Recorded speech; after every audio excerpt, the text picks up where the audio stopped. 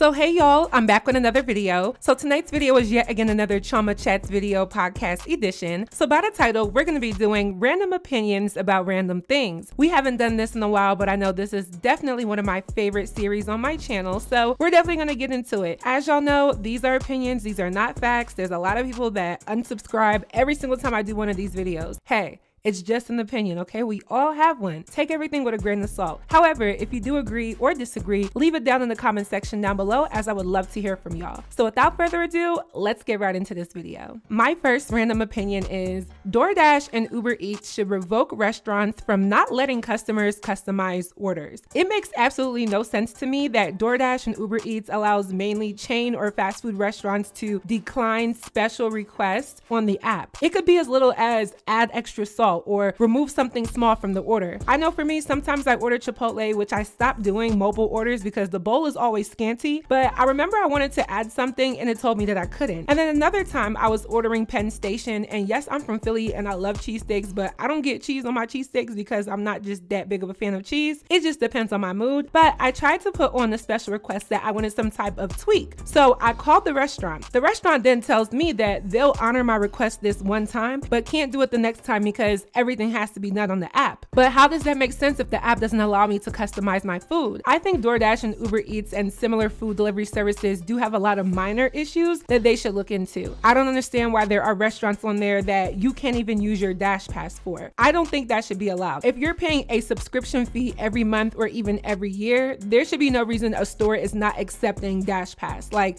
who do you think you are? But yeah, I just think that there should be options for people to customize their orders. Usually local restaurants and mom and pop stores do honor this. Shout out to those small businesses. It's really just the chain restaurants and the fast food stores. They have the audacity. DoorDash and Uber Eats, please fix this. My next opinion is Baddies has one more season before people get tired. I think this season of Baddies was the most underwhelming season, and it's still airing, but thus far, it started off with a lot of hype. You know, I liked it from the whole thing with the Krishan and her sister to Sessy to really a lot of the beefs that a lot of the cast members had with one another. But it turned out to just be a whole bunch of bullies, people who can't handle being famous, because you can tell their lack of humility shows, i.e. Rolly, i.e. Scotty, which were two people who I actually liked in the past, but after this season, I cannot support Rolly especially, and Scotty is just too much of a follower for me. Like, I still like Scotty overall, but she lost every fight that she's been in this season, and she sounds dumb a lot of times. I think she had a little bit of hype last season when she fought Razor, but other than that, Scotty has been getting handled this season. I just think people are growing tired of the imagery. You have all of these women who are very much grown. Like I say in every video, some of y'all tease me about it, but I am 26, and a lot of the cast are people who are older than myself. And I'm not even really referencing the OGs from Bad Girls Club days, such as Camila, or prior seasons like Persuasion, Bree, Jada, or Low London, but I just mean most of the women in general. Rolly is grown as hell. Me and Scotty are literally the same age. T is 29, DJ Sky is 30, Taseki I believe is 30, and it's just like, at what point do we remain engaged? Because there's no real plot or end goal to the show. Like, originally it was, okay, what is the bag? Where's this bag? And then last season they started getting into the bag. This season they're getting into the bag, but it's like, y'all get into the bag and still mad? Like, come on now. The show is really kind of annoying, even though it's pure entertainment. And I do get my weekly fix of Ratchet, even though I'm about 2-3 episodes behind, but it's annoying to see the girls just argue and bicker and fight over nothing. The house is divided. It doesn't add to the interest of the show. It's one side versus the other side, and it's just a lot of bullying going on from grown women. I wasn't a fan of Biggie based off of last season, but they definitely did her bold this season. And honestly, I've grown to like Biggie this season because at the end of the day, she has stood on business. People can say she's doing too much talking, which she is. She does over explain herself, but at the end of the day, Biggie was very much about that action with just about everybody up to this point.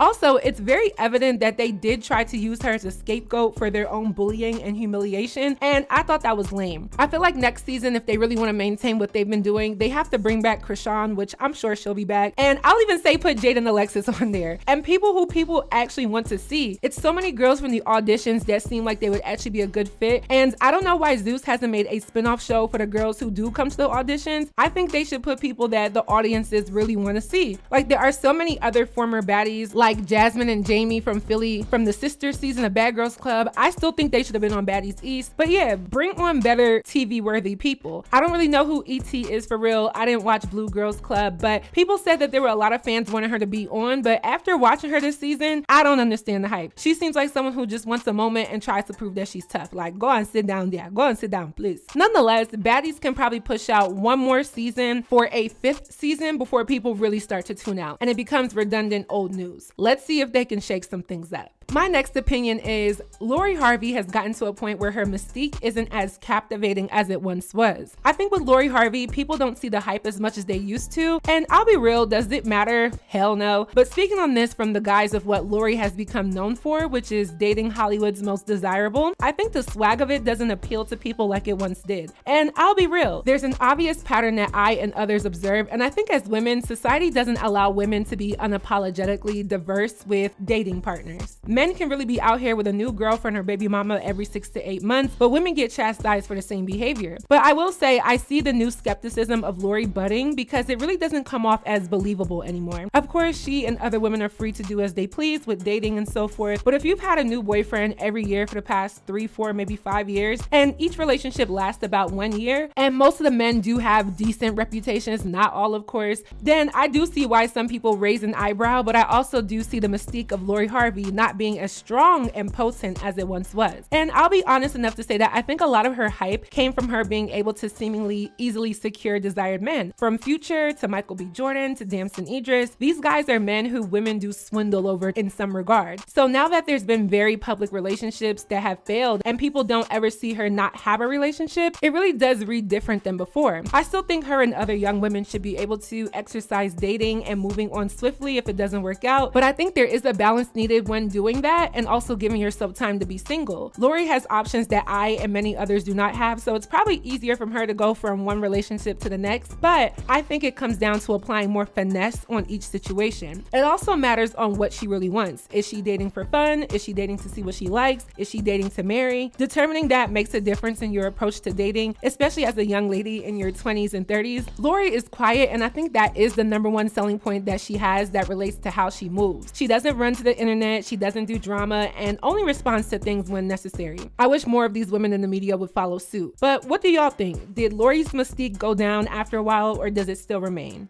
Let me know. So before we continue, let's introduce today's video sponsor. So hey y'all, today's video is sponsored by Dossier, and I am glad and honored to be working with them again. Definitely one of my favorite fragrance companies. So the other day, I went to this lounge spot with my cousins. They were in town for the holiday, and the bartender was literally like, "Girl, you smell good. What is that scent?" And I was happy to tell her, boo, it's Dossier. Dossier was founded out of a desire to make premium fragrances accessible to everyone. The price markups traditionally seen in the industry can be out of reach for us regular girlies, but the thing about Dossier is that it gives the same luxury feeling and quality, all while still being affordable. So y'all know I just dropped my song Rich Auntie, so as the Rich Auntie, let me put y'all onto some perfumes that have long-lasting scents, good price points, and to me are better than some original perfumes. So first up is Gourmand's Orange Blossom. This is a feminine scent. Some of my favorite notes are obviously the orange blossom, patchouli, and vanilla. This is warm, girly, and a tad spicy. I like to call this rich citrus. It's inspired by Lancome's La Vieille Belle, which retails for well over $100 a bottle, but you could get like 5 bottles of Dossier for 1 bottle of Lancome. Like, come on now. Next is Woody Sandalwood. Now this one is a unisex fragrance and it's a bestseller. My favorite notes are violet leaves, musk, and amber. Y'all, I love amber. Anything with amber in it, I love it, trust me. So for this to be unisex, it definitely still works for men and women. My brother actually picked this one out and it's really cozy and reminds me of like a warm hug. That's the amber, trust me, the Rich Auntie does not lie. And lastly, I got a masculine scent called Musky Oak Moss, and honestly, for real, no cap off facts, for the guys watching,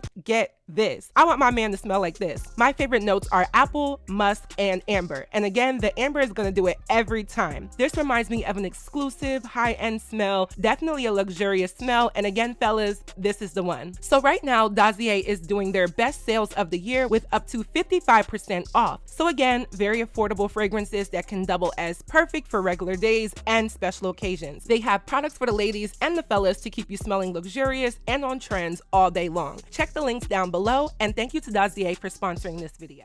My next opinion is women with PCOS should have laser hair removal covered by health insurance. So I randomly came across this TikTok influencer who deals with PCOS, causing a lot of hair growth in certain areas such as the chin, upper lip, chest, etc. And for women, this can be very tough to deal with because socially, we aren't supposed to embrace hair unless it's coming out of our scalp, SMH, but also, of course, the health side of this as well. So I did a little research on PCOS just to learn that treatments such as laser hair removal, which is the most effective way to get rid of hair, isn't usually covered by insurance, even though PCOS is a medical condition. Knowing the American healthcare system, it's probably considering laser a cosmetic procedure, which in most cases isn't covered by insurance. So this excerpt says, generally speaking, insurance doesn't cover the cost of laser hair removal. Laser hair removal and other similar procedures are generally considered cosmetic and are not deemed medically necessary by insurance providers. And as much as it isn't medically necessary, I still think there should be exceptions for partial discounts, being that this is a condition that nobody can control and can take a toll on a woman's mental health, which then could lead to further issues. I think if doctors did press for insurance to cover it, maybe there will be changes, but it is interesting to know how many medical issues lead to things that America has decided isn't medically necessary, even though someone could be very well be dealing with a medical issue. The American healthcare system needs a lot of work. Healthcare isn't affordable. Insurance oftentimes doesn't want to cover a lot of things, and people have now gotten to the point where illness or conditions exist very long without being treated because they know they can't afford to see a physician. Also, let's talk about how you can try to schedule to see your doctor and they're booked up for months. Like, what if I die between that time? And let me not get started on big pharma and their century-long malpractice of somewhat poisoning society with medications and unhealthy lifestyles so they can make millions off of sick and needy people. But that's another topic for another day. The American healthcare system is pretty rigged if you ask me, and I do believe any side effect that comes with your sickness, condition, or diagnosis should very well be covered by insurance. My next opinion is Jada Pinkett Smith is not the bad guy.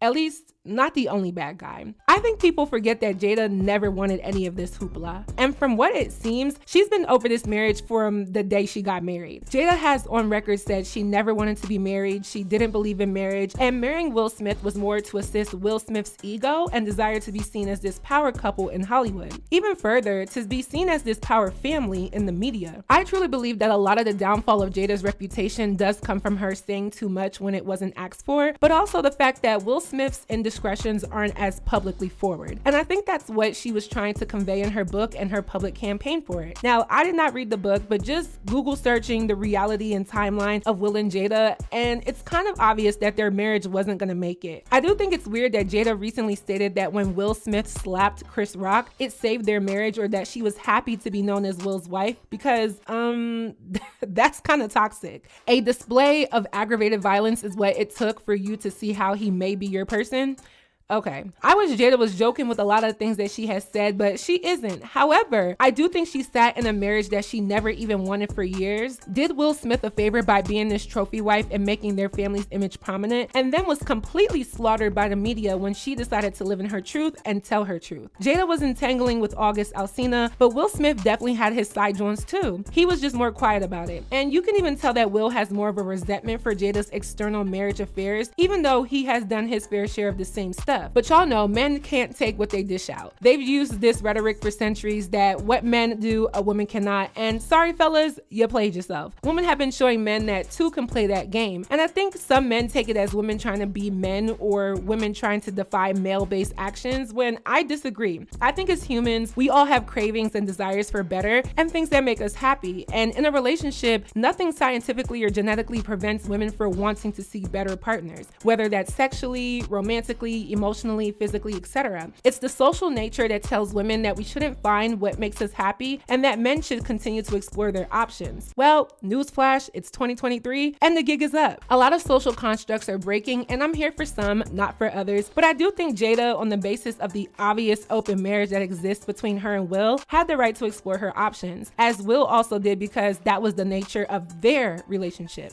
Emphasis on their relationship. So when I see her getting heat, I'm like, the only thing she did wrong was open her mouth and spill her beans. But looking at the relationship and marriage for how it started and what it is, it seems like all is fair and love and war. My next opinion is, Telfar's small bag is too small. Like, Telly, I love y'all. I love that y'all are Black owned. I love that you are even African owned even more. But the small bags can't even fit a phone. Like, I think you can get like a lip gloss, wallet, a stick of gum, and a sample size lotion in there. I am really impressed with the rise of Telfar. I mean, I know people side-eye Oprah, but I did see that she gifted the cast of the new movie of The Color Purple all new Telfar bags, and I was here for that. I love the promotion. I do like seeing well-to-do Black people support Black brands. It's still a rare sight to me, so it is admirable. I love my medium and large size Tellys, but I don't really grab my small one like that because the handle is not as long as it should be, especially for someone who is 5'10" like myself, and I think the purse space isn't really practical for much. I think they should just make them a smidge bigger. They don't need to be that big, but for a small purse, not gonna lie, it's almost better suited for kids. This is just a consumer critique. I still love the brand and will continue to support, but I do think the small size bags don't have enough space in them. I would suggest changing their small bags and calling them minis, and then creating a new dimension for the small size.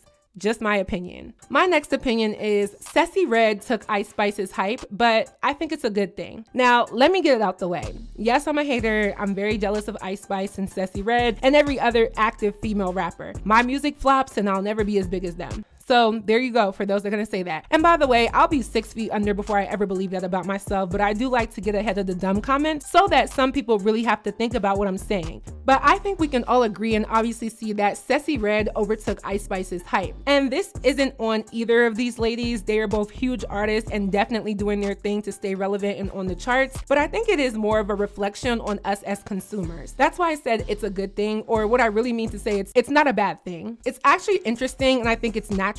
Naturally, we as humans crave the next best thing at all times, and I think the succession of female rappers over the past few years has shown this same pattern to be true about how consumers absorb female rappers. We literally went from Cardi B's hype, which is still lasting, but I think it's truly not as big because she hasn't followed up with another album. And until she does, I think her place in music is overtaken. No shade, just being real. But then to Meg Thee Stallion, and then when Meg got into controversy, she wasn't as hype. Then it was City Girls who came out around the same time as Meg. Then it was just those three for a while. Then I'll even say Saweetie was out a little bit before them, but still at the same time. And although Lotto has maintained a great run too, she was really a child star who happened to also withstand her evolution in rap. So then we have a newer wave, which was Glorilla, and then Ice Spice, and now Sessy Red. The progression of hype stealing, which isn't a word but appropriate for the conversation, is inevitable. It's not a bad thing or a good thing, just an observation. I think it's uncomfortably impressive that Sessy Red is lasting so long in her hype and is withstanding the 15 minutes of fame that the industry allots to a lot of challengers in this game. As much as I don't care for her image, her lyrics, or her aesthetic, I can still show respect to the fact that she is the current new school female rap champion. We might as well start passing out WWE belts. My question to y'all is, what do you think will happen next? Can someone outdo Sessy Red in the near future? And what type of aesthetic do you think this new challenger would have to have in order to compete for that hype and relevance from consumers of female hip hop?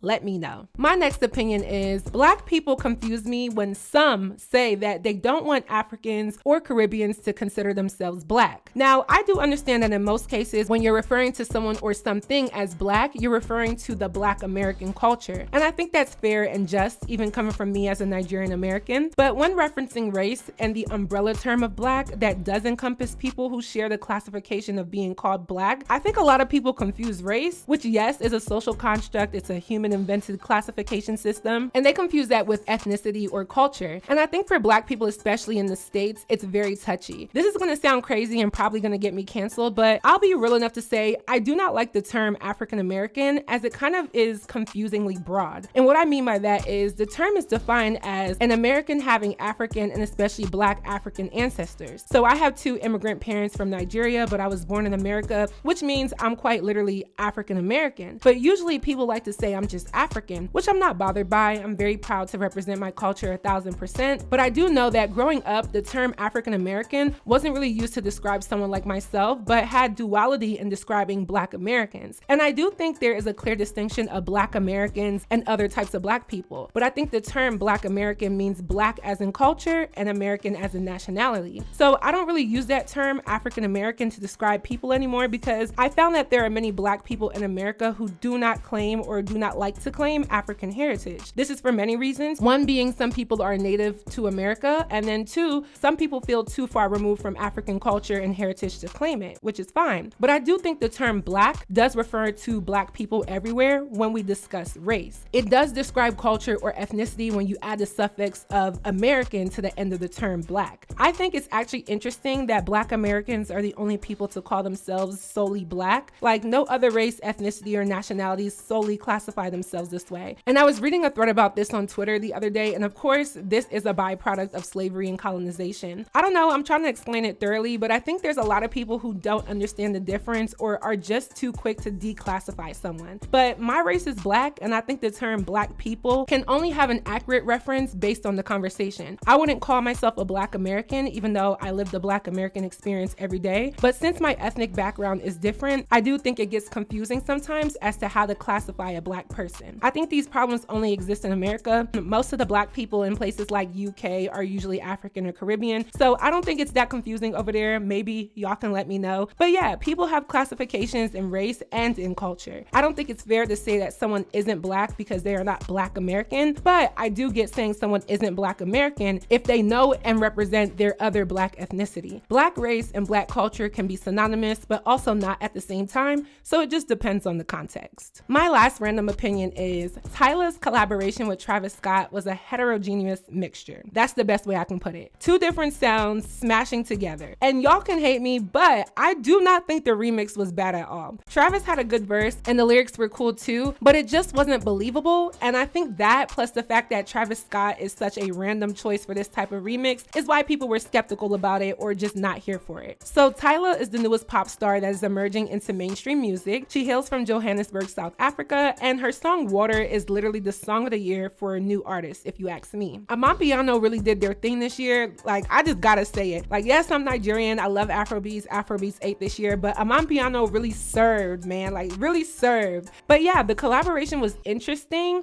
and I get people's uproar, but I do not think it was that bad. But I do agree they could have saved the spot for someone else. I mean, any Afrobeats artist would have been on it or should have been on it. I don't know what the agreement was for Travis Scott, and I don't know if this was just a way for him to get back in good graces, maybe, but I'm sorry, it was a heterogeneous mixture. I didn't dislike the record, but it just made no sense. I'm all for people expanding their artistry, and I have been seeing a lot of rap artists collaborating with African artists. I love that. And I told y'all, Afrobeats and Amapiano really did their big one this year, but I think Travis Scott wasn't the right fit, or it was just too soon. I literally would have been okay with Drake, and Drake is literally the biggest clout chaser in music, but I would have actually been here for Drake. But damn, Travis Scott of all people?